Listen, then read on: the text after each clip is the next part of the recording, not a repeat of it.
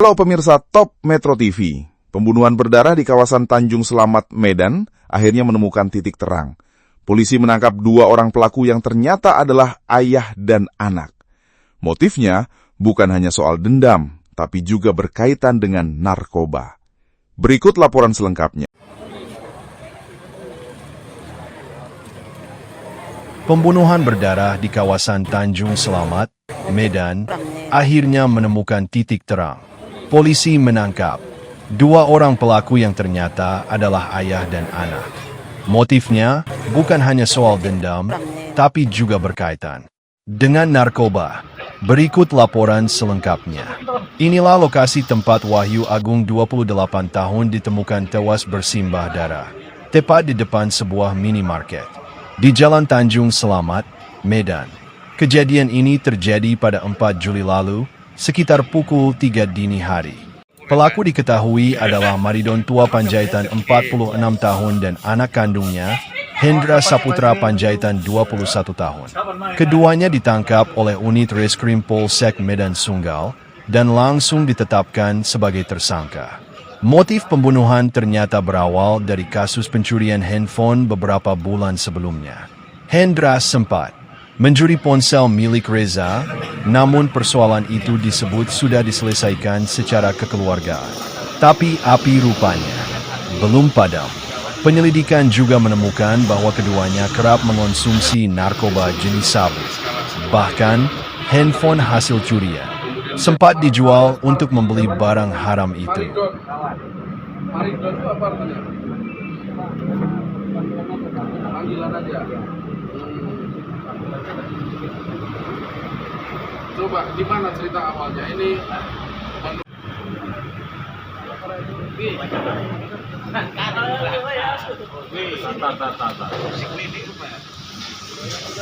sama gereja terus mukuli. Berapa orang yang mukuli? Sekitar 5-6 orang gitu pak. Ada mamanya juga pak. Kok disekap gara-gara apa? Gara-gara ini pak. Gara-gara menggilakkan handphone siapa? Handphone si korban pak. Yang meninggal ini. Iya pak. Terus setelah kau disekap dipukuli, bapakmu tahu? Kalau saya nggak tahu pak. Oke. Pas dia dari abang baru pak. Udah 3 hari baru. 3 hari kau disekap. Terus setelah itu berdamai pak ya? Ya. Berdamai diketahui Kepling. Bayar, bapak bayar. Bapak ganti. Diganti. Berapa diganti? Tapi dengan cicilan gitu. Berapa bapak kasih? Orang itu bukan sama uang masukkan penjara. Terus setelah bapak bayar itu? Setelah bayar itu udah saya diambil. Anak saya keluar bawa HP diambilnya. Diambil ya HP siapa? HP mamanya. Oh, itulah malam itu. Bukan malam itu. Oh. Setelah yang malam itu lewatlah habis sholat lebaran. Baru datang malam itu kan. Malam itu ngapain dia datang? Datang lagi ke rumah. Minta uang lagi. Minta uang lagi. Uang HP itu. Kan udah kau ambil uang HP mamanya ini itu. Iya ini uang ini dia yang kamu masukkan. Yang datang Uang apa? ini, Uang masuk ke sel. Uang masuk apa?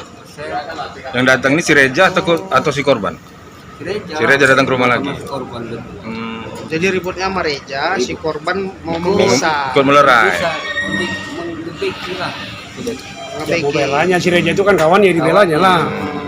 Terus datang bapak, cucuk terus. Datang aku. Istilahnya namanya anak. Pertama itu Ya lah, bela anak lah. Ya, memang bapak udah bawa pisau dari rumah. bukan pisau. Apa? Obeng. Sudah menggunakan untuk mengkondisi beca. Oh, ini beca bapak datang. Ya, bisa. Oh, Bes- obeng bukan pisau. Biasa mangkal di mana? Bang Melati. Bukan malah apa, saya cari ban pak. Oh, cari ban bekas. Ban bekas. Alah, panjang kali. berujung jeruji. Tetapi peristiwa ini berasal atau berawal dari konflik antar anak tersangka utama ya, atas nama H yang punya persoalan dengan pribadi dengan korban maupun atas nama teman korban yaitu R atau Riza. Kemudian mereka berlarut-larut dalam konteks penyelesaian persoalannya sehingga menggunakan kekerasan dan yang berujung pada kematian seorang laki-laki umur 28 tahun bernama Wahyu. Dan ini sebetulnya memprihatinkan buat kita ketika persoalan-persoalan kecil di masyarakat mereka tidak menyelesaikan secara bijak, tidak mengambil langkah-langkah hukum yang baik, kemudian memilih cara kekerasan untuk menyelesaikannya, maka akan berujung pada persoalan yang lebih besar. Maka saya harap ini tidak terjadi di masyarakat Medan. Dan terhadap tersangka, salah satu tersangka atas inisial T ya, Tuah Panjaitan atau Maridon, ini juga seorang residivis, pernah dihukum dalam kasus 363, kemudian juga positif narkoba dua-duanya, anak dan bapak ini positif narkoba. Menjadi perhatian kita akan melakukan tindakan hukum secara keras dan tegas. Konstruksi pasalnya juga 340, subsidi 338. Artinya kita melihat ada perencanaan, ada barang yang dibawa yang bisa menyebabkan hilangnya nyawa orang. Baru saja ya. Tidak ada pertanyaan kan? Untuk tanggal waktu nanti